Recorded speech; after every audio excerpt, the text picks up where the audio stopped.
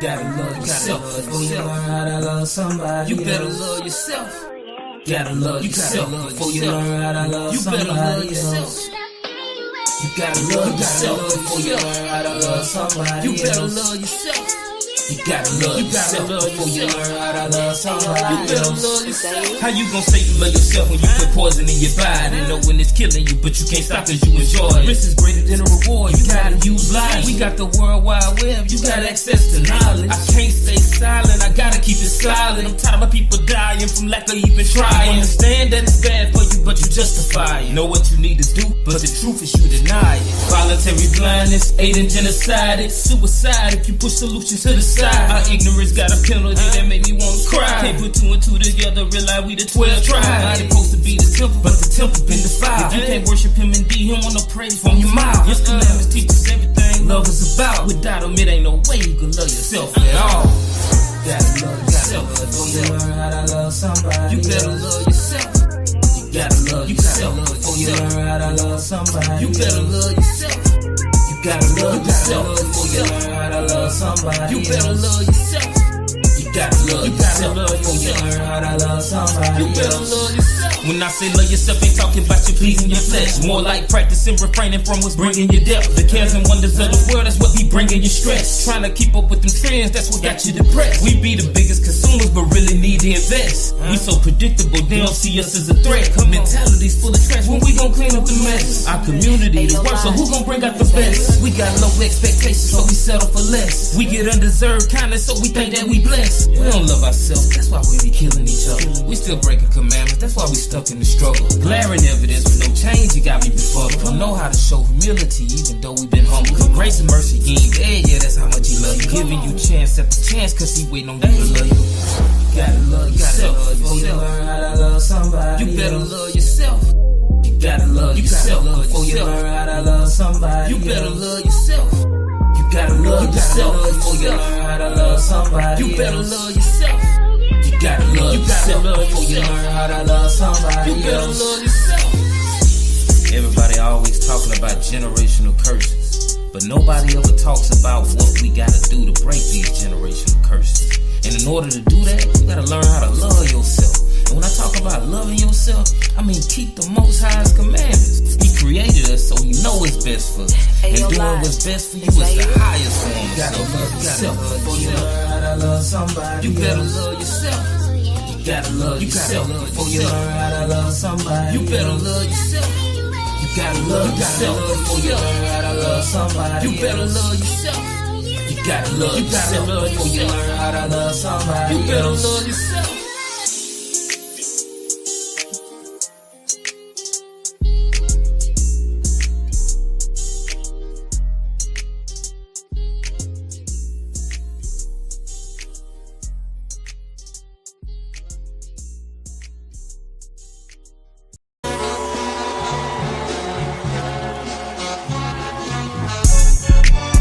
On the beat, bro, Depot. It's our birthright, not Esau. Hard at the follow, but 2.0 a beast, though. Yeah, they in our land, but I'm boy in the least, though. What's up with all that posing? Fake Jews, they some imposters. Racist patrilineal, see, don't come from your mama. How many lies y'all propagate? I mean, it's too many doctrines. I'm about to spaz on these devils, they can't stop it. Gon' get everything they deserve, cause y'all watching. Yeah, how wish I gon' pop out and show heathens. The number one boogeyman, he the one that up the scope with him. Walk him down whole time, he planning on destroying them. Exploiting them, exposing, mopping the flow with them. Say Jay, the other nation's done. The ones that don't get destroyed gon' serve us. To any Jake still with them, cause they in love, you gon' have to pick a side when the race wars come. Yeah, the Israelites be the elect, yeah, we the ones. They not like us, they not like us, they not like us. They not like us, they not like us, they not like us. Once upon a time, all of us was in chains. We still under curses, Deuteronomy 28. Harriet built the underground railroad to free the slave. Gave them artificial freedom cause we still ain't saved. My people can't get it cause my people so vain. Everybody want change, but nobody wanna change. We tell them that we Israelites, they think we insane. But they ignore all the proof cause they mastered and saved. It will prophesy the Jew supposed to dwell in peace when they return to the land. Yeah. Yeah, there war, there war, there war. There war, there war, there war. Look up in the sky, come the bomb from Mars. Look up in the sky,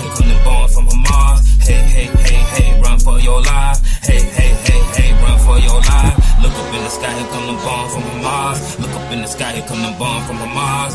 Hey, hey, hey, hey, run for your life. Hey, hey, hey, hey, run for your life. They ain't got no soul. They ain't got no soul. They can't stay up this way. Stay up that way. They can't stay up this way. Stay up that way. They ain't our friend. They ain't locked in. They can't stay up this way. Stay up that way. They can't stay up this way. Stay up that way. Ayy. They not like us. They not like us. They not like us. They not like us. They not like us. They not like us.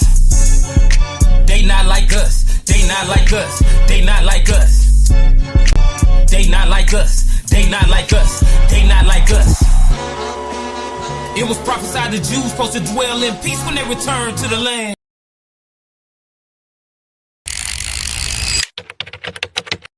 Shalom, family. One of the most important things is for us to be holy. Now, what does that mean? That means we have to separate ourselves from the world and build unity and community. Grab yourself a shirt that expresses that message, and let's not just talk about it, let's live it.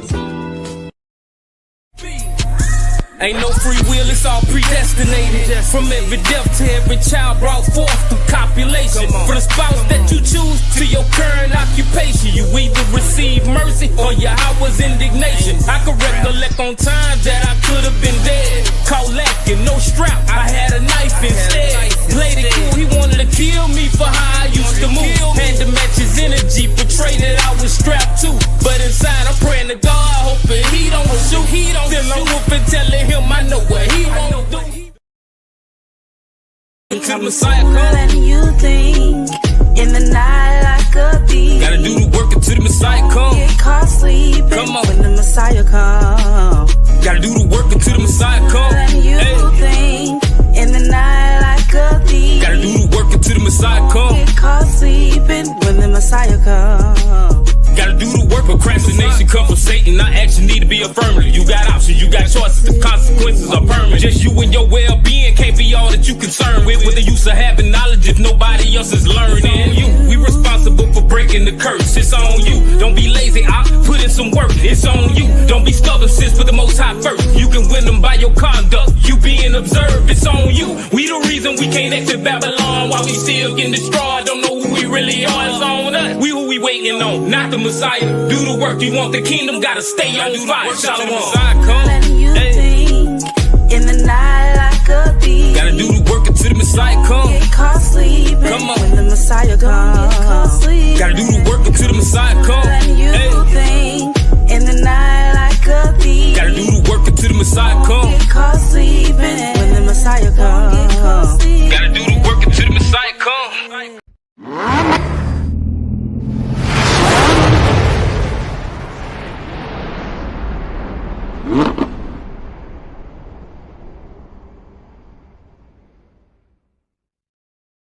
It ain't for everybody. It ain't for everybody. Salvation. It ain't for everybody. It ain't for everybody. It ain't for everybody. It ain't for everybody. Salvation. It ain't for everybody. It ain't for everybody. Yeah, many are called, but few get chosen. Matthew 22:14. My righteousness gonna exceed that of the Pharisees. Do what they. Shalom, shalom, shalom, family, shalom. Hey, Shalom family. Shalom. Shalom, King. Shalom. So first we want to start off as we always do, and as everyone always should do, by giving all praise, honor, glory to the Most High, our Creator, and who we call Yahweh, and who most around the world know as God or Yahweh. And we do so by Shem, which means in the name of His only begotten Son, who most around the world know as Jesus Christ, and who we know by as Yahweh Shai. So all praise to the Most High, family. We're happy and glad that you can join us tonight for this edifying lesson. And yeah, you reading the title correctly. The title is Wait, What? Rebekah was 3 years old when she married Isaac while he was 40 years old. And so this is something that people believe. It was brought to my attention by a sister. I think last week I seen her post something. It was a post that someone talked about this and brought this up and said that this was indeed true, that Rebekah was 3 years old when she married Isaac. And we definitely don't believe that, because that sounds crazy and it's sick. Honestly, it's just sick. And the Bible doesn't support that. But I'm not gonna just, tell y'all that and you got to take my word for it. We're gonna look at the proof, and we're gonna actually find out where this idea originates from, and get the truth about this idea and why it originated the way it did. And I think that's pretty much it as far as my intro. But shalom to the brothers and sisters in the chat. Sister Ahava, that's Sister Shaq, Sister Wendy, brother the Houston Brew, Sister Shaq, you under your other profile, Sister Andrea. So all praise to the Most High. And as the pinned comment says, shalom, family. Thank you for helping us grow the kingdom of the Most High by liking, commenting, and sharing the video. Please subscribe and turn on the notifications so you don't miss out on future lessons. All praise to the Most High. Khan, it's crazy. It's very erroneous, and we're going to get into it. Ak, you got anything you want to add? Khan, all praises to the Most High. How's my audio? Sound pretty good, King. Khan, all praises. Yeah, man. All praises to the Most High first and foremost. Shout out to everyone that's tuned in, whether you're on Facebook or YouTube. Make sure you like the video. Make sure you share. Just like always, we appreciate your support, your viewership, and you guys helping to push out the content. So definitely want to make sure I shout you guys out. But nothing else to add in. Looking forward to the lesson.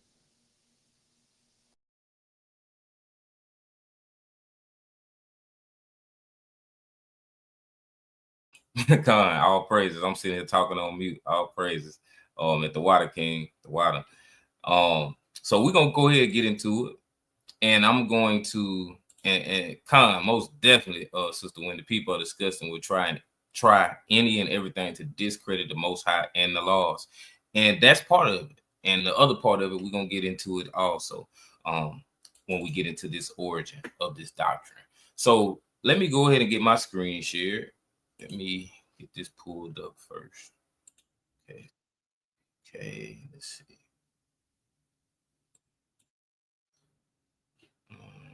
There we go. All right, so let me get my screen shared. And y'all let me know, you let me know when you can see my screen. Oh, so like, and I can I can share mine if you need me to. So like, I meant to join earlier. I'm gonna just play the videos at the beginning, and I'll let you do the screen shares for like the information and stuff. Okay. Look at the brother calling it out. You in the spirit, out. So okay, my screen is shared. Can you see it out? Con.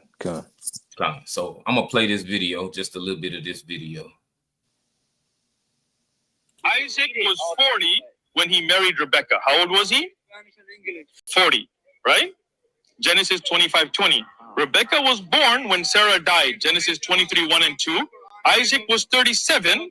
If Isaac was 40, Genesis 25:20, when he married Rebekah, and he was 37 when she was born, that means she was 3 years old when she married a 40-year-old guy. So if y'all pay attention, the brother, the Houston Brew, said something in the chat. He said, sounds like someone in Islam came up with this crazy doctrine. And if y'all pay attention to this guy who is speaking and saying this stuff, his origin would be, Arab, and his religion would be Muslim. And we're gonna get another video, but it's crazy because he's referencing scriptures without reading them and saying that and implying that these scriptures actually support this doctrine. We're gonna get into these scriptures eventually. But let me get to this next video. Let me let's go back home. Let's stop this and okay, let's share history. Where am I at? Okay. Then my screen share stopped, didn't it? Gone. Okay, okay. All right, gonna share the screen again.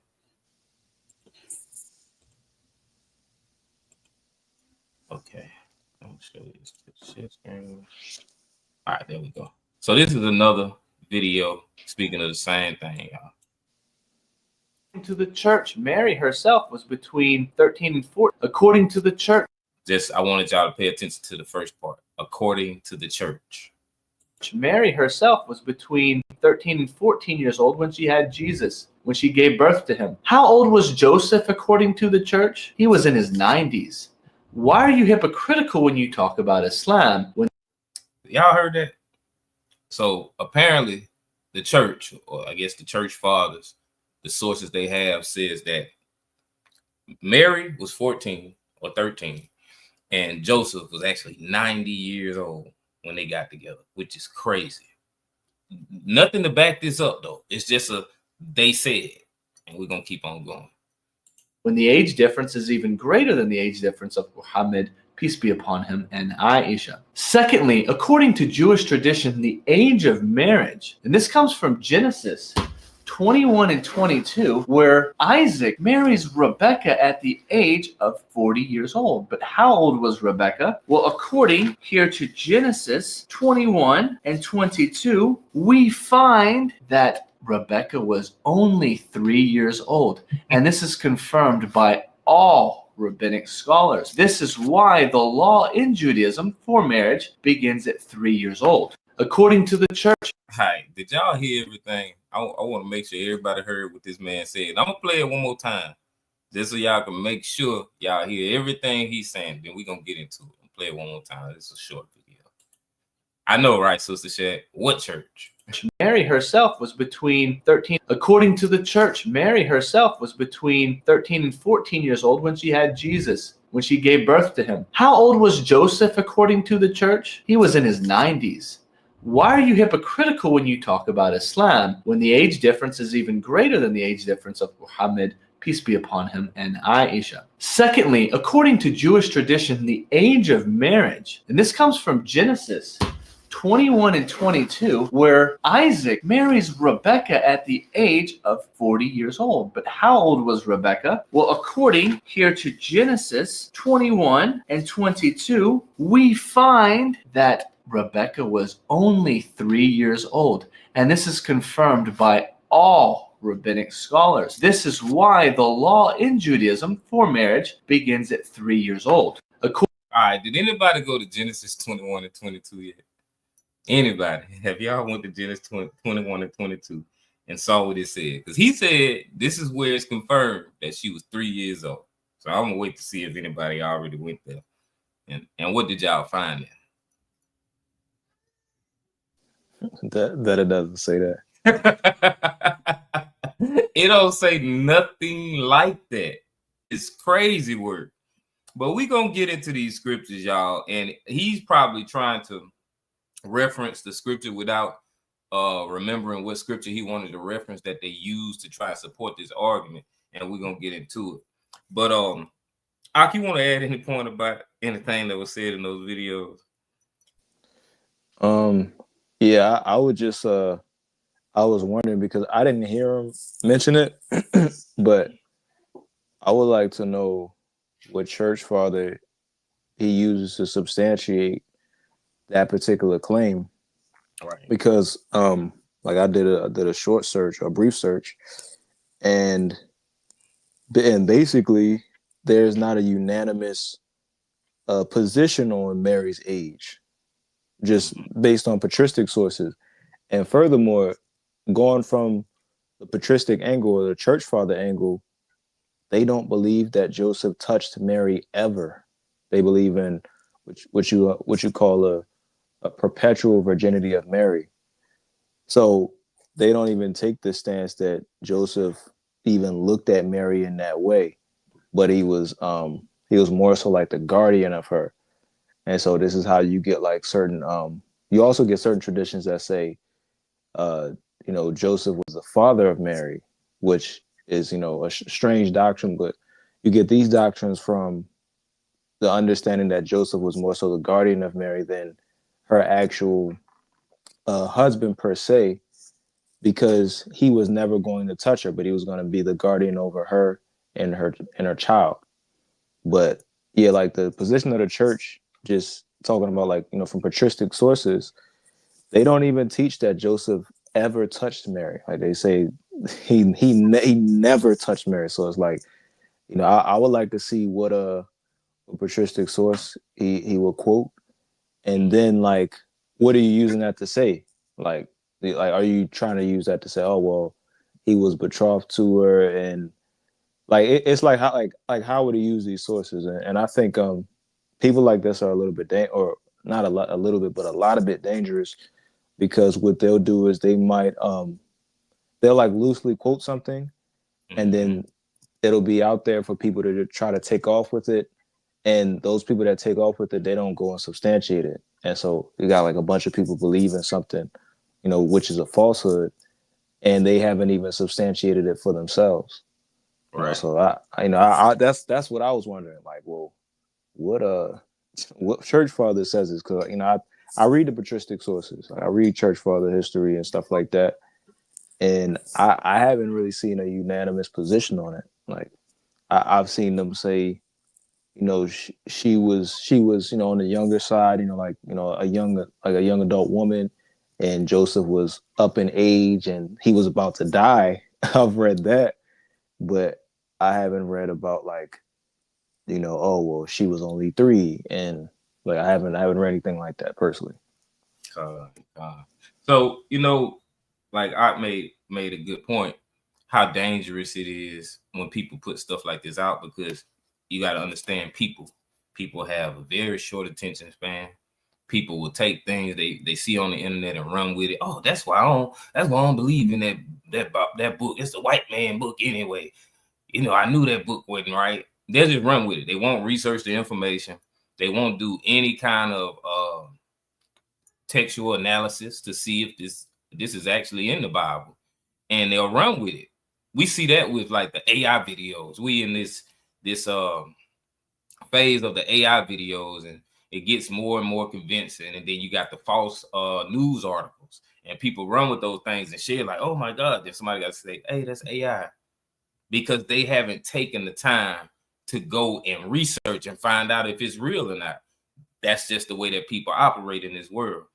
But we're going to look at a little information that they were referring to make them come to this conclusion. So I want you to pull up that article that I sent you. It's let's see what the title of it was. You'll probably know which one I'm talking about, though. Yeah, the one that says the age of Rebekah when she married Isaac.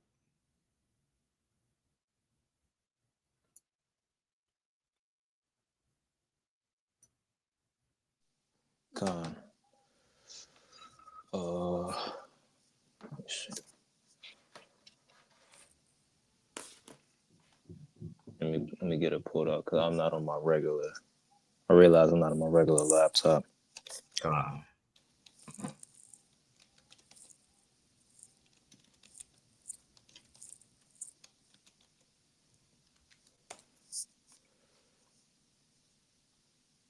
And if y'all haven't already, go ahead, like and share the video so that we can increase the algorithm and the visibility.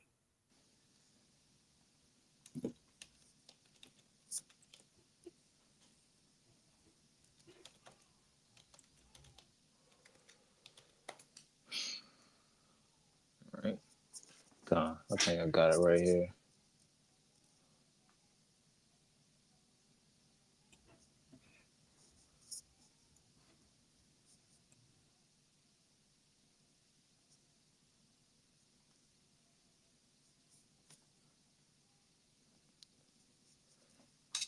Yeah, and blow it up, and you can read until you get to death and age.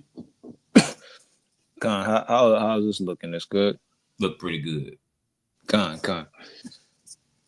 So it says blow it up a little bit more just to make sure everybody can see it. Okay, that's good. So it says the age of Rebekah when she married Isaac. Biblical perspective. What was the age of Rebekah when she was married off to Isaac? According to rabbis in medieval history, she was no older than 3 years old. The rabbis deduced this age number for Rebekah from the Bible itself. A second early source puts her age at 10. Whenever Rabbi Rashi or others is quoted as saying that Rebekah was 3 years old, when she was married off. Missionaries and other Christians dismissed this and claimed that this is only quoted from a man in the 11th century. There is no evidence that Rebekah was 3 years old when married off in the Bible, they claim. Even I was surprised that Rashi, one of the most respected rabbis, will come to the conclusion that she was 3 when married off to Isaac. This made me ask myself, why would an eminent scholar of such high caliber say that she was 3 when married off? Is there truth to what he is saying? This made me read and reread the Genesis account over and over again. Why did he come to the conclusion for her age at the time of her marriage? The clues he gave were the Mount Moriah incident with Isaac and the time of Sarah's death and her age. Con, and you can stop right there because he's about to go into a long spiel of trying to, criticize the text and figure it out. And long story short, y'all, at the end of it, he actually agrees with Rashi. And me and Aaron, we're familiar with this guy, this Rabbi Rashi. He's very respected, like the article says, by the Jewish people as like the top scholar. So he's coming to this conclusion based off of not being able to read the Bible correctly, and also off of writings in the Talmud. And just like Sister Wendy said, he's also going off the Talmud. The Talmud, we don't read the Talmud. The Talmud is basically literature that was formed by the Jewish people based off of things they believed. It's not an inspired text at all. But Ak, if you want to add to that, you can before we get into these scriptures. Con, it's and the help put it in the perspective, because you have traditions of the Talmud that you'll see the Jerusalem Talmud, and then also you see the Babylonian Talmud. And again, as a brother said, this is not thus saith the say. So like, it's not something to take and say, oh well, shoot, some Jews said it, right? Because you have traditions that come of our people, and then you have traditions that are not of our people and not derived from our people. But as you read within the biblical text itself, our people weren't they weren't always on point doctrinally speaking anyway. So that, and like, just because you might see that, some of this stuff derived from our people, it doesn't mean that it's on point. Like you had, and I think I was speaking to the brother, heard about this a little while ago. You had people trying to baptize for the dead in the book of 1 Corinthians. And Paul, he, rebukes them about it. You even see this, and you see like similar practices in the book of Maccabees. Not saying that it's correct, but our people are partaking in some of these things. Our people are partaking in the worship of Ashtoreth poles. They don't mean that it's correct. So just wanted to add that point on as well. Khan, all praises. So, Ak, if you could, let's go ahead and get your screen shared. Khan. And what we're gonna do, let's get some scriptures. And I'll address this point also. So in that video, the guy was talking, and he said, he was talking about how people criticize Islam for what happened with Muhammad and Aisha. And this is the comment that the Houston Brew made. They trying to combat Muhammad disgusting marriage. If y'all are not familiar, Muhammad was married. Muhammad's supposed to be their top prophet, and they say he's the last prophet. But he was married to a girl named Aisha, and she was 9 years old. And this isn't something that people just, lay claim and say, oh man, Islam, y'all should be ashamed of yourself. Muhammad married a 9-year-old, and then there's no evidence to back it up. This is actually something that they even subscribe to. This is something they admit is true. And what I'm going to do is I'm going to read this AI overview. I don't know if for some reason it won't pull up on the computer like it will on your phone. So it says historical Islamic sources state that the Prophet Muhammad was betrothed to Aisha at age 6, and that the marriage was consummated when she was 9. So that's 3 years in between there, y'all. Just keep that in mind, keep that note. While this account is accepted by most traditional Sunni scholars, it is a subject of intense debate and controversy in modern times. Traditional accounts, betrothal and consummation. The primary basis for Aisha's young age comes from hadith, collections of sayings and actions attributed to the Prophet Muhammad. Several prominent hadith collections, including Sahih al-Bukhari and Sahih Muslim, contain narratives from Aisha herself, in which she states she was 6 when betrothed and 9 when the marriage was consummated. Cultural context. Traditional Islamic scholarship and defenders of this view argue that such marriages were customary and socially acceptable in 7th century Arabia. They emphasize that the consummation only occurred after Aisha reached puberty, which was the cultural marker for maturity at the time. So, just like I was saying, they actually confirmed this account in this fact. So, we're going to look at the Bible and see if the Bible supports anything similar to this, and whether or not it says she's 3 years old or 4 or 5 or whatever age. But you can go ahead and get your screen shared.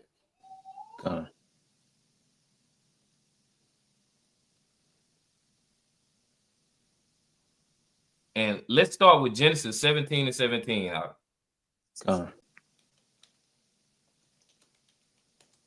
This book of Genesis 17:17. Then Abraham fell upon his face and laughed and said in his heart, shall a child be born unto him that is 100 years old? And shall Sarah that is 90 years old bear? So this is something that they were correct about in those videos, that Abraham was 100 years old and Sarah was 90 years old. So we're going to continue going. Genesis 21 and 5. It's the book of Genesis chapter 21. And this is verse number 5. And Abraham was 100 years old when his son Isaac was born unto him. So Isaac was born when Abraham was 100 years old. We're going to keep going. Genesis 23, 1 and 2. And it's the book of Genesis chapter 23, starting at the top. And Sarah was 107 and 20 years old. These were the years of the life of Sarah. And Sarah died in Kirjath Arba, the same as Hebron, in the land of Canaan. And Abraham came to mourn for Sarah and to weep for her.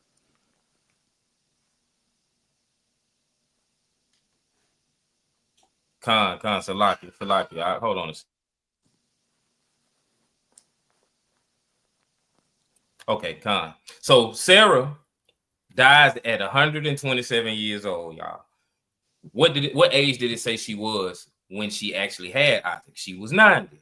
So that means that Isaac would have been actually 37 years old at this point in time. So we got a timeline going so we can kind of track this thing down and see if Rebekah was actually 3 and Isaac was 40. So let's continue going forward. Let's get Genesis 25 and 20. Book of Genesis chapter 25 and verse 20. And Isaac was 40 years old when he took Rebekah to wife, the daughter of Bethuel, the Syrian of Padanaram, the sister to Laban the Syrian. So indeed, he was 40 years old when he took Rebekah to wife. But we don't see the age of Rebekah nowhere. Not yet. And we're not going to see the age of Rebekah. But we're going to continue going forward so we can find out, is there any context clues to show that she was 3 years old or that she was 4 years, 5, 6 years old? So I'll read the next verse. Next verse, 21. And Isaac entreated the Lord for his wife, because she was barren. And the Lord was entreated of him, and Rebekah his wife conceived. God, all praises. So let's look at barren in the Hebrew, because we got to look at this word a little closer to see if it could apply to a little baby girl, because that's all it is. A 3-year-old is a baby girl. This is a H6135, a car, and it's an adjective. The usage is barren, sterile. And then it says sterile as if extirpated in the generative organs, male or female, barren woman.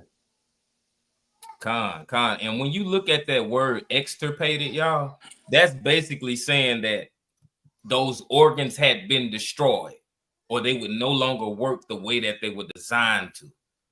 With a little girl, it's not possible that she would have been extirpated, because she doesn't even have the organs to reproduce at this point in time. So this had to be a woman that was of age, that got to a certain age, and her organs, her reproductive organs, were destroyed, or they were damaged in some way, shape, and form, where she wouldn't have been able to have children.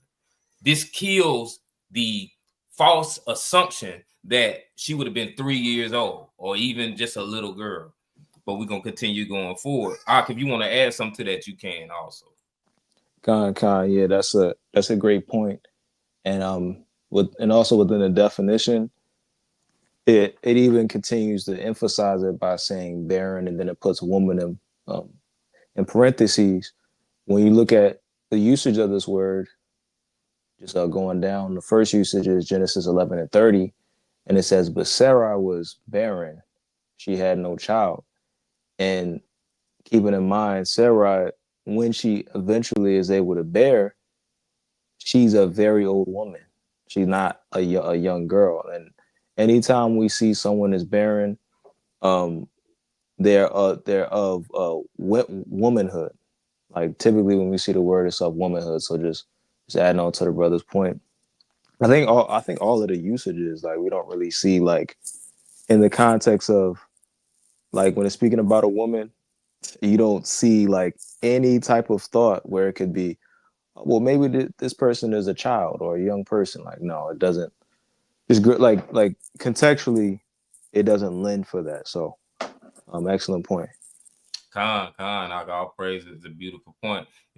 That word is never used for a young girl. Con.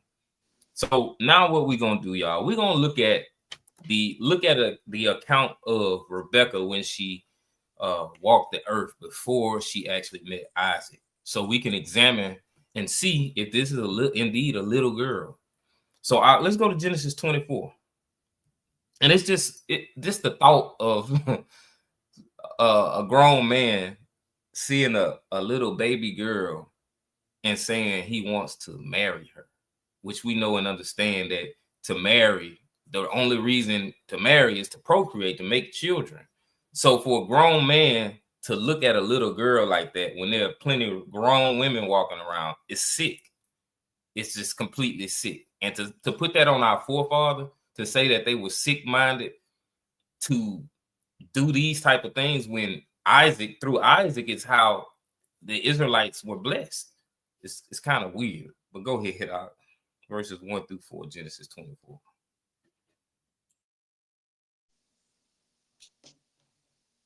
This is the book of Genesis, chapter 24, starting at 1.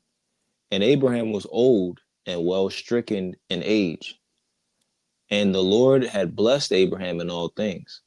And Abraham said unto his eldest servant of his house, that ruled over all that he had, Put, I pray thee, thy hand under my thigh, and I will make thee swear by Yahweh, the God of heaven and the God of the earth, that thou shalt not take a wife unto my son of the daughters of the Canaanites, among whom I dwell, but thou shalt go unto my country and to my kindred, and take a wife unto my son Isaac.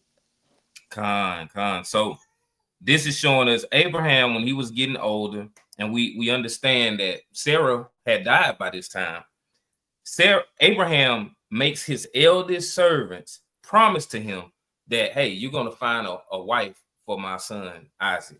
And so it says in verse 3, and I will make thee swear by Yahweh, the God of heaven and the God of the earth, that thou shalt not take a wife unto my son of the daughters of the Canaanites, among whom I dwell.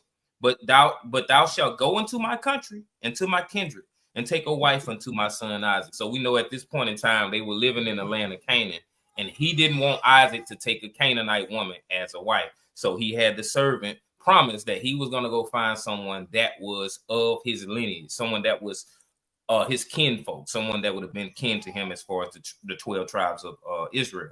So let's read verses 5 through 9. Hey, so like, can I make a quick point? Yes, sir. Hey, and notice the word that Abraham uses, and also the word that's used to apply to Rebekah. The word that's used is the word wife, right? And when you look at the word wife, it's Isha, which is H802. And check it, the word is woman, wife, female. But this word is used in opposition to the word, like the word that's I'm not sure if Rebekah ends up getting called this, but there are like a few particular words that are used for like a very young girl. Like one would be like Alma, and then another would be Bethula, which it would translate as a maiden or a virgin.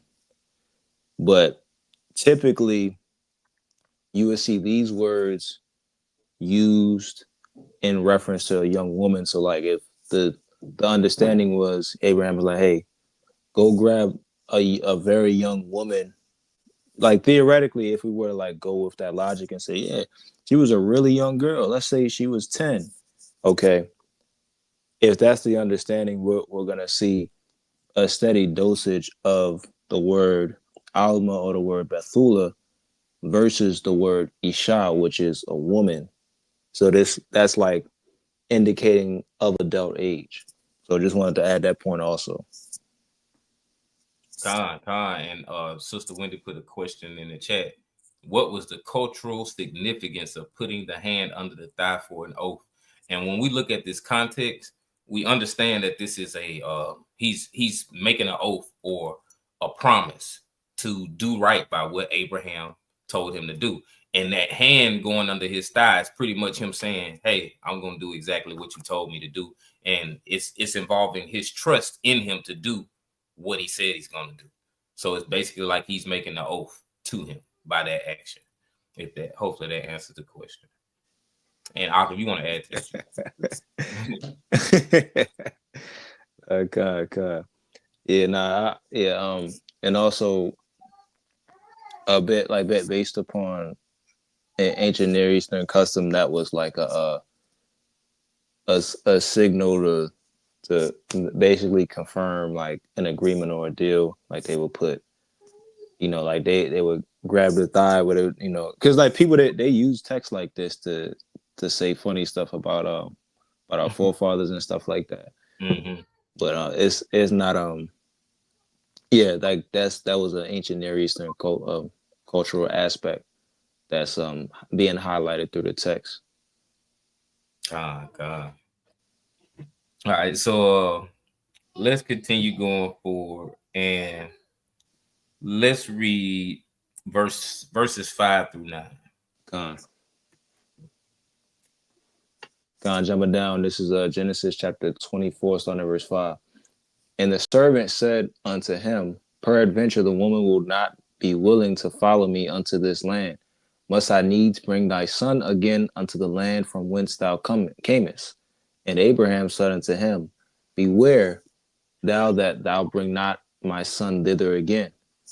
And Yahweh, God of heaven, which took me from my father's house and from the land of my kindred, and which spake unto me, and that swear unto me, saying, unto thy seed I will give this land. He shall send his angel before thee, and thou shalt take a wife unto my son from thence. And if the woman will not be willing to follow thee, then thou shalt be clear from this my oath. Only bring not my son thither again. And the servant put his hand under the thigh of Abraham, his master, and swear to him concerning that matter. So we see he puts his hand behind his thigh again and swears to him he's going to do exactly as this oath is supposed to be performed. If he can't find someone, he'll come back, without, but he's going to go out and do all it takes to do what Abraham asked him to execute. So let's read verses 15 through 18. Jumping down to verse 15. And it came to pass before he had done speaking that, behold, Rebekah came out, who was born to Bethuel, son of Milcom, the wife of Nahor, Abraham's brother, with her pitched upon her shoulder. And the damsel was very fair to look upon, a virgin, neither had any man known her. And she went down to the well and filled her pitcher and came up. And the servant ran to meet her, and she, Slaki, and said, let me, I pray thee, drink a little water of thy pitcher. And she said, drink, my lord. And she hasted and let down her pitcher upon her hand and gave him drink. And when, Slaki. Just stop at 18. So it says, and it came to pass before he had done speaking that, behold, Rebekah came out, who was born to Bethuel, son of Milcah, the wife of Nahor, Abraham's brother, with her pitcher upon her shoulder. So she's walking around with this pitcher of water on her shoulder, y'all. And she hasn't put the water in yet, but y'all get the picture. It says, and the damsel was very fair to look upon, a virgin, neither had any man known her. So why does the text have to make it known that no man has known her? This is a little baby girl. So if she's a 3-year-old, or she's someone that's under the age of what we call the age of consent, it wouldn't have to say that she's very fair to look upon, a virgin, neither had any man known her. And that's the other point. A child is not called a damsel. And we're going to continue going. It says, she went down to the well and filled her pitcher up and came up. So y'all ever seen somebody like in a movie or something when they go to the well to get water? It's going to take a little strength to get that pitcher up. This ain't a small pitcher, because you got to think she's going to get water for not just for herself. She's going to get water for most likely her family. So how is a 3-year-old able to do this? There's no way that this could be possible. So it says, and the servant ran to meet her and said, let me, I pray thee, drink a little water of thy pitcher. And she said, drink, my lord. And she hasted and let down her pitcher upon her hand and gave him drink. So she had this pitcher of water and she was holding it, and able to give someone a little bit of water out of it. It's still going to be water in there. And we're going to continue going forward. And we're going to read more into this account to see how it's just erroneous to say that she was a 3-year-old or that she was a child in general. I'll read the next verse, verse 19. Verse 19. And when she had done giving him drink, she said, I will draw water for thy camels also, until they have done drinking. Right. So this 3-year-old, she's going to go and get water out the well to give to the camels also. So this little girl, she working her butt off at 3 years old. It's no way, man. It's no way. Let's continue reading. Let's get verses 22 through 25. That's actually, and she's talking really well for a 3-year-old also. Right. The structure is excellent. Right. And who let this little girl go to the well by herself at 3 years old? How far was the well from the house? It's crazy word. God. What was the verse in question, Slaki? Let's go to verses 22 through 25. Jumping on to verse 22. And it came to pass, as the camels had done drinking, that the man took a golden earring of half a shekel weight and 2 bracelets for her hands of 10 shekels weight of gold, and said, Whose daughter art thou? Tell me, I pray thee, is there room in thy father's house for us to lodge in? And she said unto him, I am the daughter of Bethuel, the son of Milcah, which she bare unto Nahor. She said moreover unto him, We have both straw and provender enough, and room to lodge in. Con. So it's just like looking at this, y'all. Verse 22, it says, And it came to pass as the camels had done drinking, that the man took a golden earring of half a shekel weight, and 2 bracelets for her hand of 10 shekels weight of gold, and said, Whose daughter art thou? Tell me, I pray thee, is there room in our father's house for us to lodge in? Could you imagine if you're a man and you got a daughter, she's 3 years old, and she come home with this strange man that's saying he want to lodge, he want to stay the night at their house. And we know what the reason is for, because he's trying to give her away to someone else. This is just crazy. It makes no sense when you look at it from the lens of this being a little girl. It says, Whose daughter art thou? Tell me, I pray thee, is there room in our father's house for us to lodge? And she said unto him, I am the daughter of Bethuel, the son of Milcah, which she bare unto Nahor. She said moreover unto him, We have both straw and provender enough, and room to lodge in. How does he understand they have enough to supplicate this guy coming to live at the house for a night? It's just no way that makes sense. We're going to keep going, though, because it gets even more erroneous. Verses 28 through 31 are. Jumping on to verse 28. And the damsel ran and told them of her mother's house these things. And Rebekah had a brother, and his name was Laban. And Laban ran out unto the man, unto the well. And it came to pass, when he saw the earring and bracelets upon his sister's hands, and when he heard the words of Rebekah his sister, saying, Thus spake the man unto me, that he came unto the man, and behold, he stood by the camels at the well. And he said, Come in, thou blessed of the Lord. Wherefore standest thou without? For I have prepared the house and room for the camels. Con.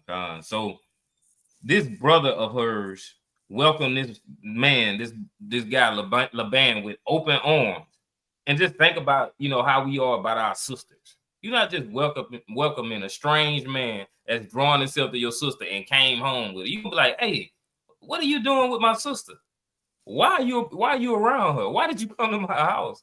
It just makes no sense. I'll read 65 through 67. Con.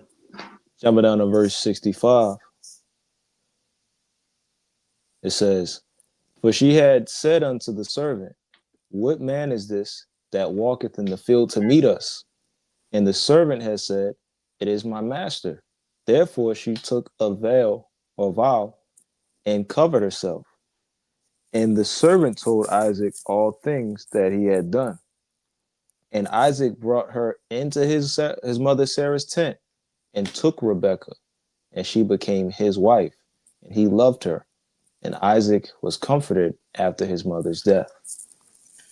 It's crazy work, y'all. The way that they tried to paint this picture. And they said that she was 3 years old, right?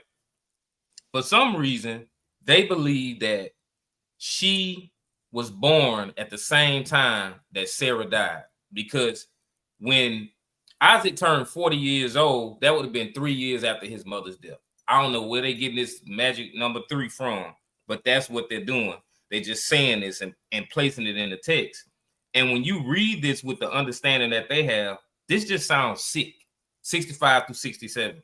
For she had said unto the servant, What man is this that walketh in the field to meet us? And the servant had said, It is my master.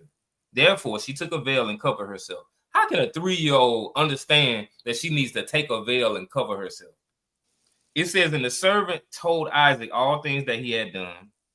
And Isaac brought her into his mother Sarah's tent and took Rebekah, and she became his wife, and he loved her, and Isaac was comforted after his mother's death. So he laid down with a 3-year-old. Man, come on. That's crazy, man. The people who came up with this doctrine just are inherently wicked. And we already read one of the sources of the people who actually perpetrate this. They saying that, you know, this rabbi, Rashi, he supports this idea. Of course, the Ish people support this idea. It just, you know, it makes a lot of sense when you look at it from that perspective of who's actually perpetrating this and pushing this idea. And also Islam, because they have a prophet who married a 9-year-old. So we're going to continue going forward. Ak, you want to add something to it? Yeah. Were you going to point out in the Talmud that that there's actually a provision on, I believe it's marrying a 1.5-year-old. I'm like looking for the point. Yeah, as you said that, I was thinking about it, because I remember, like, I've read that. That's like, it's in there. I would have to find the point, but that's Nah, find that point. I wasn't gonna touch on it. Okay, kind. Yeah, that's yeah, that's the point I was going to ask about it. And yeah, like just the pin comment said, like when you just read the the passage in context, and then you get to the end, it's like you making Isaac just sound like this is just a sick individual, man. That's right. That's great. And then you got the nerve to say, oh well, he was comforted. Like, come on, man, that's crazy. But yeah, now that's an erroneous position. You know, Rebekah, obviously, just as you read this text, I don't know any 3-year, like I know some really smart like young children, but I don't know any 3-year-olds or kids around that age that are able to do this. Now, I mean, people that make the argument that, oh well, we was more advanced back at that time, but no, come on, come on, man. Right. You naturally grow and learn things. Your mind develops a certain way by design. The Most High design things like that. And then when you think about what's the whole point of marriage, it's for procreation. So Isaac laid with a 3-year-old. That's just wicked and sick. A 3-year-old don't have reproductive organs. They can't produce children. She can't have a baby at 3. That's just weird, man. It's just weird. Let's get Mark 5, 41 and 42 in the ESV. Because I want y'all to see something.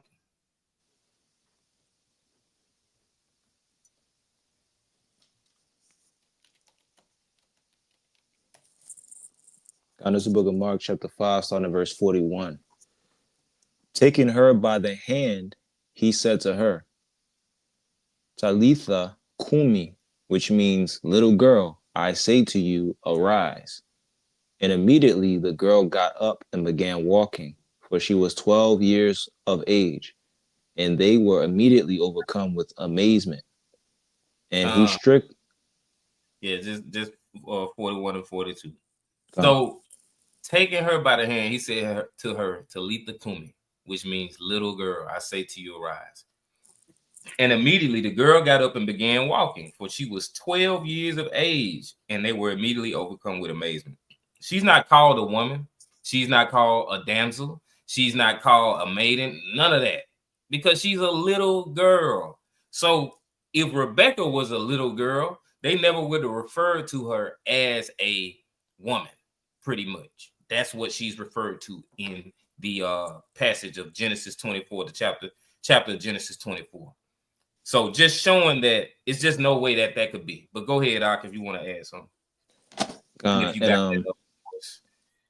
Yeah, I was able to find that. So this is Nidah 44b.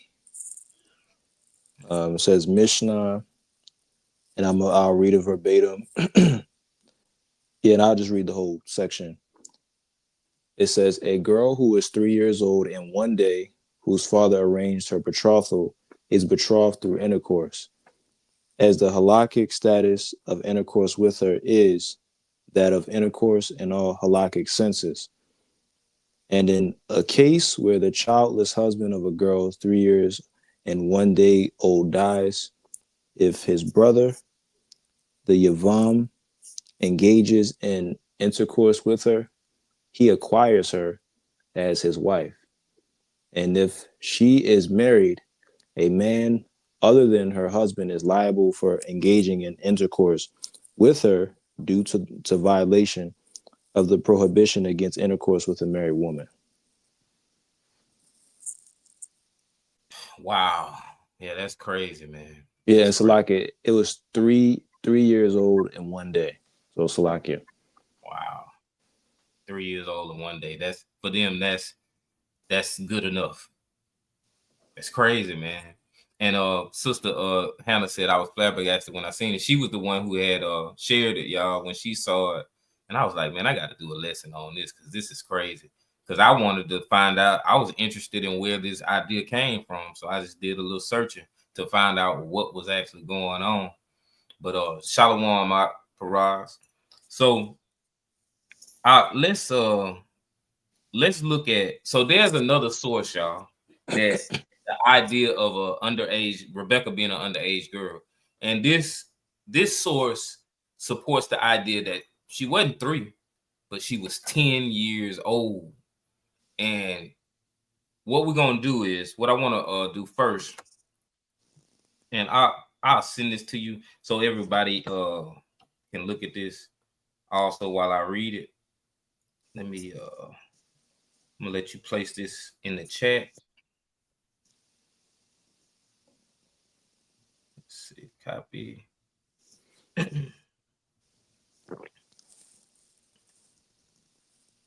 Okay, here we go. So I'm gonna read this, y'all. This is from the book of Jasher, which is an uninspired text. So when you read this this passage, it's similar to what we find in Genesis, but there's something added that's not actually in Genesis. And this is why it's dangerous to read books like the book of Enoch, the book of Jasher, because there are a lot of different things like this that we'll find in there that contradicts the Bible and contradicts the morals of the Most High God, that the morals he teaches us. So this is Jasher 24 and verses 38 through 40. It says, and Eleazar related to them all his concerns, and that he was Abraham's servant, and they greatly rejoiced at him. And they all blessed the Lord who brought this thing about. And they gave him Rebekah, the daughter of Bethuel, for a wife for Isaac. And the young woman was of a very comely appearance. She was a virgin, and Rebekah was 10 years old in those days. And let me place this. Okay, you got it. You already placed it in the chat. So in the book of Jasher, it says that she's 10 years old, y'all. Nothing supports this idea that she was 10 years old. And the book of Jasher is trash can paper, dumpster juice. That's what the book of Jasher is. Don't ever read the book of Jasher. But to back up my claims that the book of Jasher is trash, I go ahead and pull up this this Wikipedia article about the book of Jasher, because I'm not just saying it's trash, but I can discern it's trash by reading passages like this that go against what the Bible says. So let's look at what Wikipedia says about the book of Jasher.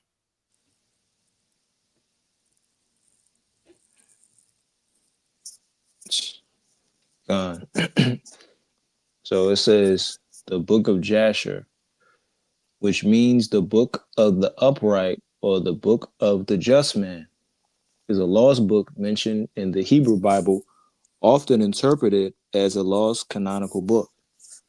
Numerous forgeries purporting to be rediscovered copies of this lost book have been written. A different interpretation identifies it as a reference to the Pentateuch, especially the book of Genesis, an interpretation which is notably favored by the Jewish scholar Rashi in his commentary on the Hebrew Bible. See his commentary on Joshua. The title, Book of the Just Man, is the traditional Greek and Latin translation. You can keep reading, go to biblical references, I believe. Okay. It says the book is mentioned twice in the Hebrew Bible. A possible third reference exists with a variant spelling. Let's read details. You see details. Yeah, let me see. Details. It starts off published in November 1750. Okay.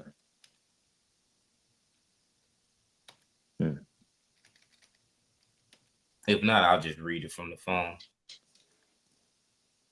Yeah, it's not showing up for me for some reason. So it says published in November 1750. The title page of the book says, translated into English by Flaccus Albinus Alcuinus of Britain, abbot of Canterbury, who went on a pilgrimage into the Holy Land in Persia, where he discovered this volume in the city of Gazna. The book claims to be written by Jasher, son of Caleb, one of Moses' lieutenants, who later judged Israel at Shiloh. The book covers biblical history from the creation down to Jasher's own day and was represented as the lost book of Jasher, mentioned in the Bible. The book of Jasher contained naturalistic explanations for the miracles of the Old Testament. The provenance of the text was immediately suspect. The 8th century cleric Alcuin could not have produced a translation in the English of the King James Bible. There's an introductory account by Alcuin of his discovery of the manuscript in Persia and its history since the time of Jasher, and a recommendation by John Wycliffe. So reception. The supposed lost book was declared an obvious hoax by the Monthly Review in the December of the year of publication. The printer, Jacob Leave, was sentenced in 1756 to 3 years imprisonment with hard labor in the House of Correction at Clerkenwell for writing, printing, and publishing the anonymous pamphlet, Some Remarks on the Excellent Discourses, lately published by a very worthy prelate by a searcher after religious truth in 1754. The pamphlet was declared to be a most blasphemous book for denying the divinity of Jesus Christ and revealed religion. Leave remained in jail until 1758, spending time writing. In 1829, a slightly revised and enlarged edition of the Book of Jasher was published in Bristol, provoking attacks against it. Photographic reproduction of this 1829 edition was published in 1934 by the Rosicrucians in San Jose, California, who declared it an inspired work. So as y'all see, there's always been controversy surrounding this book, and this book is like, it's not old at all. It was just found a couple of centuries ago, not centuries ago, but a couple of about a couple centuries ago, huh? Like 1 or 2 centuries ago. It's not old at all.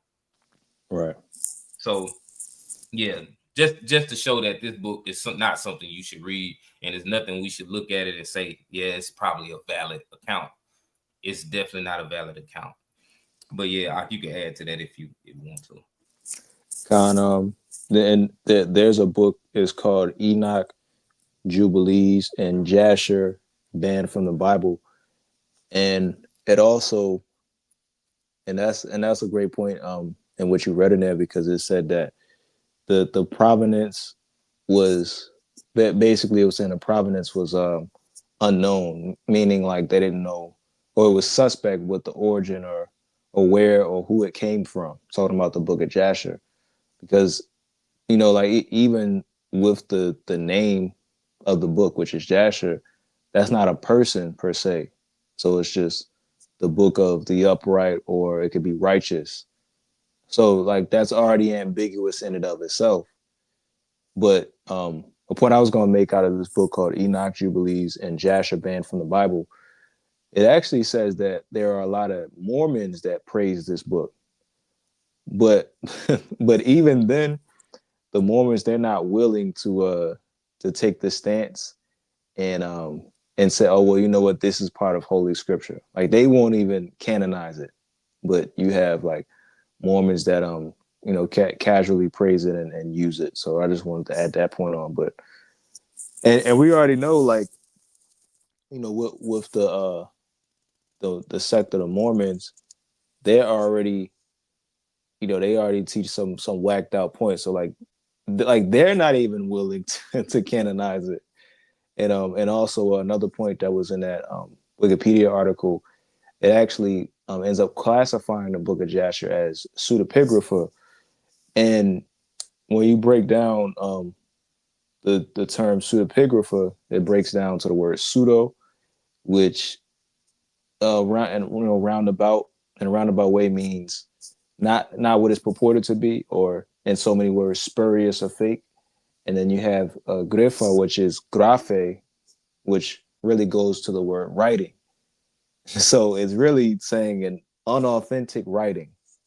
So that fake writing, fake writing. So that's what it's classified as. Like regardless of like where you go, like even within like you look at scholarly sources, it qualifies it as pseudepigrapha. It doesn't say, hey, well, this is. It doesn't call it deuterocanonical, like we have Sirach and Wisdom of Solomon and things like that. Those are called deuterocanonical. They aren't called pseudepigrapha. But Jasher, Enoch, those books, they're called pseudepigrapha. So, right, like how the brother said, fake writings. Right. That's like reading. They're like reading Puff the Magic Dragon. that's an equal to it. It's Puff the Magic Dragon book. But a lot of our brothers and sisters that are supposedly awakened, they read those writings. But it's definitely not for anyone that hasn't gotten past the milk stage. Like, I don't even want to read it, and I'm not going to be convinced by what I read, but I'm just not interested in reading it. It's a fake book. So, but what we're going to do now, y'all, we're going to look at some evidence of marriageable age in the scripture to continue to combat the false premise that she would have been 3 years old, she would have been 10 years old, that she would have been a little girl in general, because the Bible doesn't support that. You're supposed to be a grown woman before a man lays with you.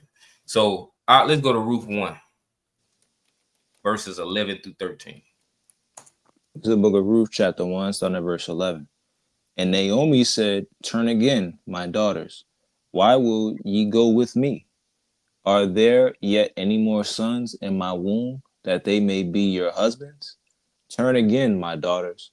Go your way, for I am too old to have an husband. If I should say, I have hope, if I should have an husband also tonight, and should also bear sons, would ye tarry for them till they were grown? Would ye stay for them from having husbands? Nay, my daughters, for it grieveth me much for your sakes that the hand of the Lord is gone out against me. So it says, Naomi said, turn again, my daughters, will you go with me? Are there yet any more sons in my womb, that they may be your husbands? And so Naomi understands she can't have any children. This is what the story of Ruth is about, that she needed Ruth to actually have a child to raise up in honor of her son. It says, turn again, my daughters, go your way, for I am too old to have a husband. Her womb was barren. She wasn't going to have no kids. It says, if I should say, I have hope, if I should have a husband also tonight and should also bear sons, would ye tarry for them till they were grown? So she's saying, even if I could have some young men, would you wait till these young men grow up to be grown? Hold up. Why does she got to wait for them to be grown if little girls are in the Bible at 3 or 10 years old getting married? Makes no sense, right? And Naomi would have been an Israelite. So she followed the ways and the customs. We understand what happened. She went back to the land in order to receive the blessings from the Most High. So if this was our way that you could just marry when you're a kid, she wouldn't have said that. She would have said, yeah, hey, if I can end up getting pregnant, in a couple of years, you can marry one of my sons. But no, she said, would you tarry for them till they were grown? But you know, that just refutes that point. And Sister Shaq said, but isn't the book of Enoch in the Ethiopian Bible? I don't recall it, you know, being in it. I don't know. I guess is it actually in Yeah, there or a copy of it? yeah, and just to speak to the question, um, so there's a version of the Book of Enoch written in the Ethiopian Bible, but what's held within that particular canon is written in a language called Ge'ez, which you know is native to like Ethiopian peoples, Eritrean, etc. Now the forgeries in question, they don't claim to derive their source text from the Ethiopian Bible. So like that's like the key thing, because like with the Bible, you have let's take for instance the Old Testament. We have like the KJV, which derives its the source text within the Old Testament from the Masoretic text, which is Hebrew text that is dated about, you know, between like 600 AD to like 900 AD. So this is like where we're grabbing our text from, and then some different translations like the ESV and ESB, they're taking their textual tradition from also the Masoretic text, but then also Hebrew text, or excuse me, Greek text such as the Greek Septuagint, which dates a little like a few, maybe like 100 and something years, 200 years before Christ. So like these are like the texts that these are the source texts in which these translations are purporting that they're taking their textual tradition from. But these forgeries, they're not saying, oh, we've taken our time to faithfully translate from the Ge'ez manuscript of the Book of Enoch. It's not even saying that. It's just saying some white dude is writing it out, and then he's just putting a little point in there, and then it's like, oh, look what the Book of Enoch says, and it's like, well, where is he getting that from? Obviously he didn't say that he's getting this from the Ge'ez version of the Book of Enoch. He did say he's getting this from some ancient manuscript. So where is he getting this from? Well, most likely, his imagination or some, like just to put it, for lack of better terms. So like that's the point with the Ethiopian Bible, to answer that. And throughout history, it says they discovered a few different versions of the Book of Enoch that say different things from what the other ones say. So that's part of the reason we can't trust a Book of Enoch. Now, that's not to say that maybe there were some writings from Enoch, but throughout time, we didn't have that, preserved to actually delve into it. Oh, Salakia, yeah. Because I was going to mention this also. When you look at the Dead Sea Scrolls or the Qumran findings, or the Qumran cave findings that had like, the different caves in which you would find like literature during that time, and this is dated to like 1st century, you see findings of what was called the Book of Enoch, right? Mm-hmm. But what's found of the Book of Enoch is extremely small. It's not big enough to produce it's like 135 chapters of it or something like. It's like mad chapters of the Book of Enoch. It's like nowhere near enough to produce that. So it's like that's another point. And then like even like within all of the findings of, like this literature you find within the Dead Sea Scrolls, it's like different pieces of literature that you like find amongst those writings. It's not just like, like you find some, some text that we would affirm as like inspired text, but then you find just like different conversations about like calendars and, rotation of the priests and like different things like that. It's not really about like, thus saith the Lord per se. And so like it kind of like, if you put it in a perspective, like we all like, you all got, I know people that like to read different types of books, like fiction, nonfiction, and sci-fi and all of those things. And so imagine like, a thousand years down the line, you see somebody, or you see like buried in the ground, there's a Harry Potter book, and it's amongst, you know, people that knew that they were Israelites in practice and wore fringes and did all of those things. And it's like, oh well, look, you know, it was Israelites over here. They had the Holy Bible, 1611 KJV, and then it was the Harry Potter book. This is part of the Apocrypha that was part of that, one of the lost books. It's kind of like, all right, you found it amongst them, but like, what were they even using that book for anyway? So like, that's another point in nuance even within that conversation. But I yield right there. God, all praise.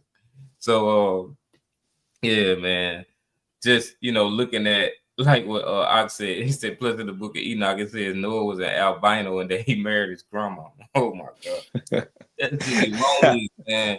And then even in the book of Enoch, it talk about the giants. It says the Nephilim were like 500 feet or something, right? It's crazy, man. It's crazy. But let's go to the next scripture. Ezekiel 16, verses 7 and 8 in the ESV out.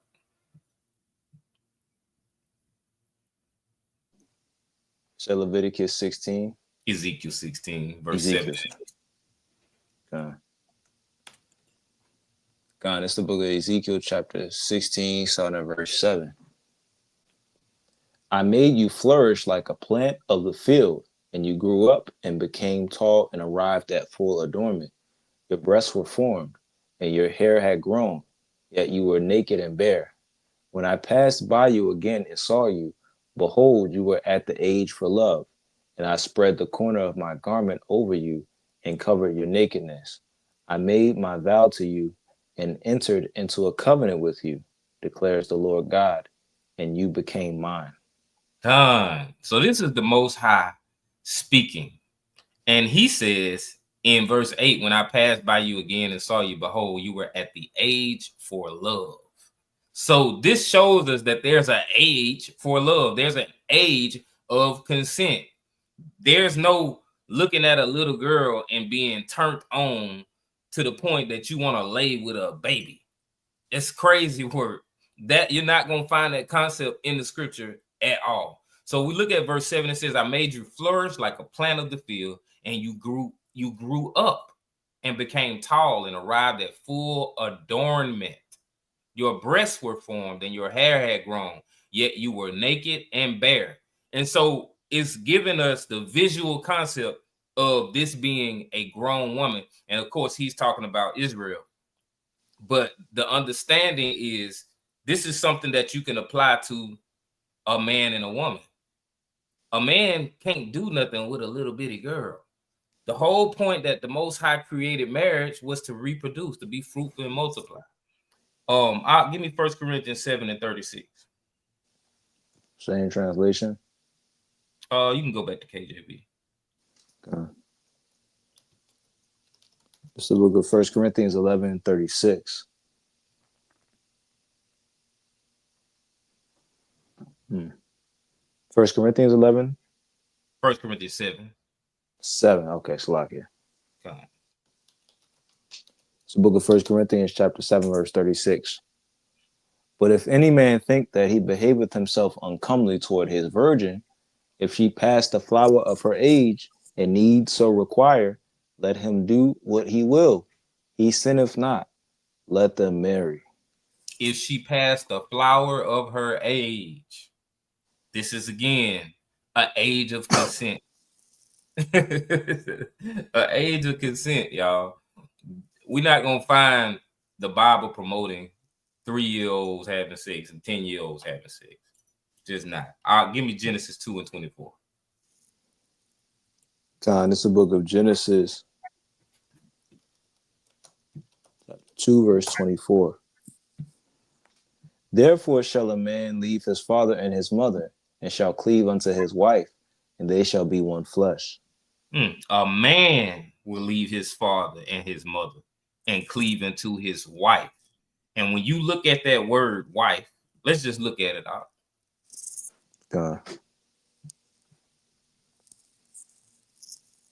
I think we looked at it a little earlier, but Just for the sake of this scripture, let's look at it again, and for the sake of concluding this lesson, because I don't have anything else to add to this.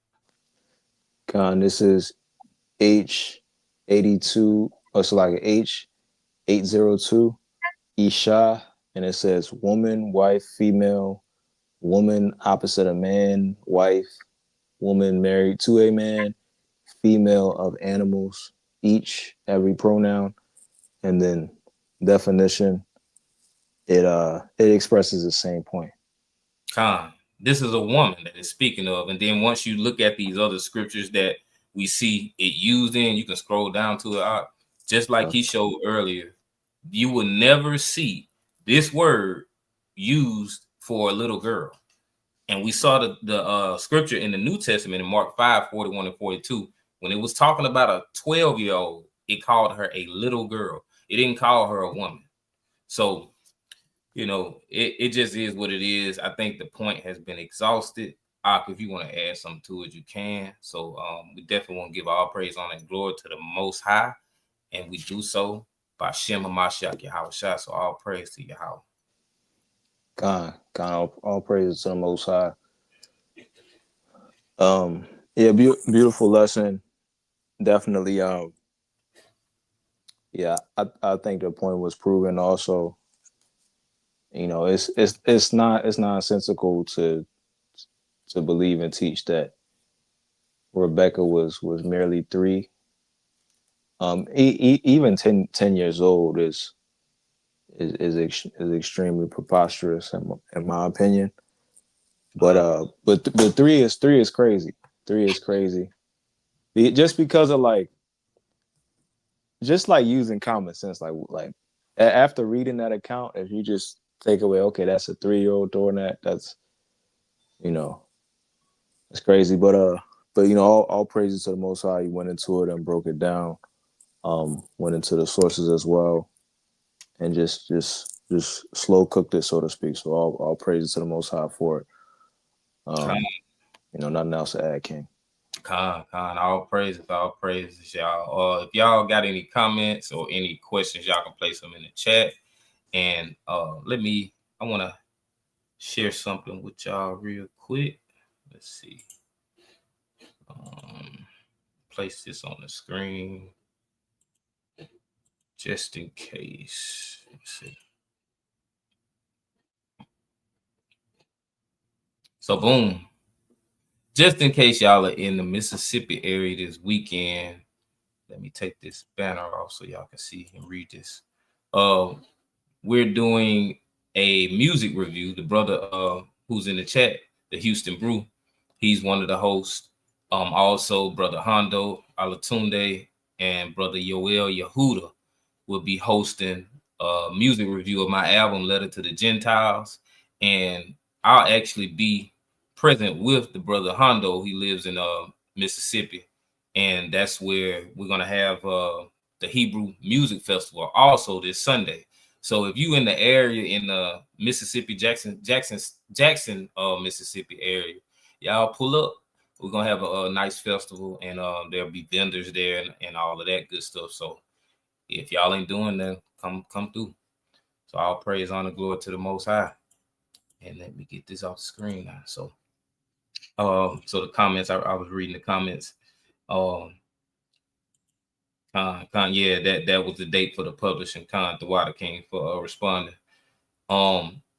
And the water for y'all tuning in. Are you on the bar, Sister Andrea? It is, ain't it? God, all praises. If there'll be nothing else, you can close us out. All praise to the Most High. Yeah, man. If you ain't know, now you know, man. Jesus got a God. The sender is greater than the one sent. That's right. All praises. Beautiful lesson, of course. Thoroughly proven a point. But yeah, if there will be nothing else, we're gonna close it out with the book of Numbers, chapter 6, verse 24 on down.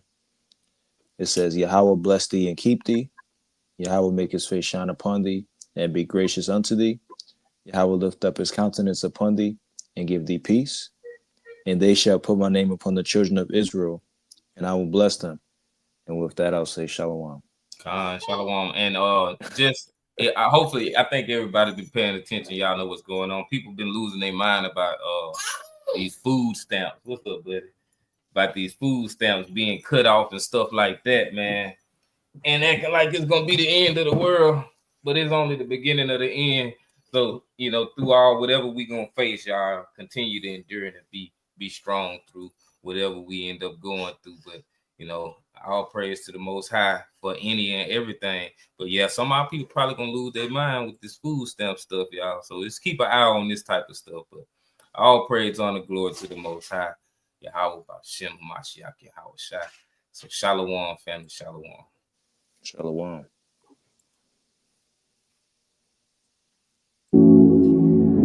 Gird up your loins for tribulation. Gird up your loins for tribulation. Gird up your loins for tribulation. Gird up your loins for tribulation. Gird up your loins for tribulation. Gird up your loins for tribulation. Gird up your loins for tribulation. Gird up your loins for tribulation. Gird up your loins for tribulation. Gird up your loins for tribulation.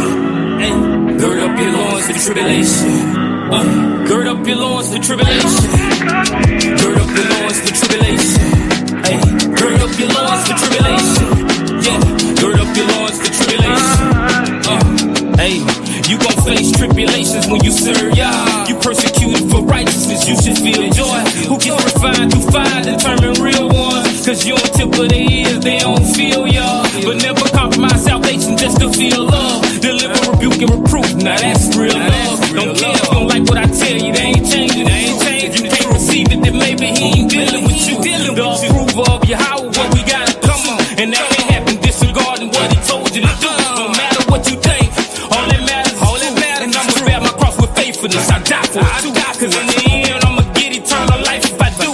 If you love the word, player, I ain't rockin' with you. If you surrender to the word, you God enemy too. These ain't my words, an oracle. God, I'm speaking to you. Tribulation. Come on, gird up your loins for tribulation. Come on, gird up your loins for tribulation. Come on, gird up your loins for tribulation. Come on, gird up your loins for tribulation. Come on, gird up your loins for tribulation. Come on, gird up your loins for tribulation. Hey, come on, gird up your loins for tribulation. Yeah, it's coming. Yeah. Prepare your spirit, you can't stop what prophesied to come. You really seeking salvation, then you gotta endure. In order for it to get better, we gotta go through the bad. Repent for your foolish dealings, don't stay stuck in those past. It's a fight for your life, make sure your armor's intact. So come on, catch you off guard when the devil attacks. If you ain't aware the adversary, put a bat in your back. Using you to do his will, tempting you to transgress. Don't keep your mind